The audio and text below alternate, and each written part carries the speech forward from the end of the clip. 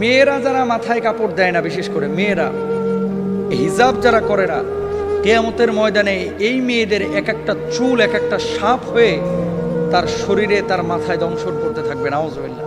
বড় কঠিন বিষয় ভাই। নামাজ পড়া ফরজ, রোজা করা ফরজ, হজ করা ফরজ, যাকাত দেওয়া যেমন ফরজ, পর্দা করা ছেলেদের এবং মেয়েদের তেমনই ফরজ। মনে রাখবেন, আল্লাহ তাআলা বলেছেন ওয়ালিয়াদরিবনা বিখুমরিহিন্না আলা জুয়ুবিহিন, মেয়েরা এমন একটা পোশাক মাথা থেকে পা পর্যন্ত ঝুলিয়ে দিবে যাতে করে তার শারীরিক আকার আকৃতি অবয়ব বোঝা না যায়।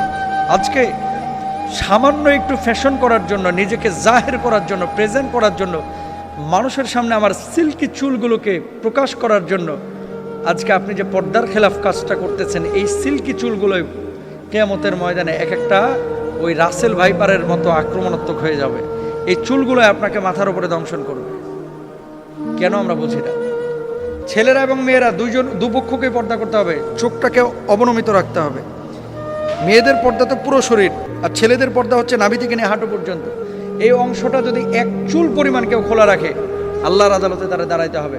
তো মেয়েরা মুখমণ্ডল, হাতের তালু, পায়ের পাতা এগুলো বাড়ির মধ্যে খোলা রাখতে পারে, আর বাইরে চেষ্টা করবে পুরো হিজাব মেনটেন করে তার সৌন্দর্য যাতে করে প্রদর্শন না হয়। ছেলেরাও চক্ষুকে অবনমিত রাখবে, তার লজ্জাস্থানকে ঢেকে রাখবে। এমন কোনো প্যান্ট ছেলেরাও মেয়েরা ব্যবহার করবে না যেটা জড়সড় শারীরিক আকার আকৃতি বোঝা যায়, ফিজিক্যাল স্ট্রাকচারটা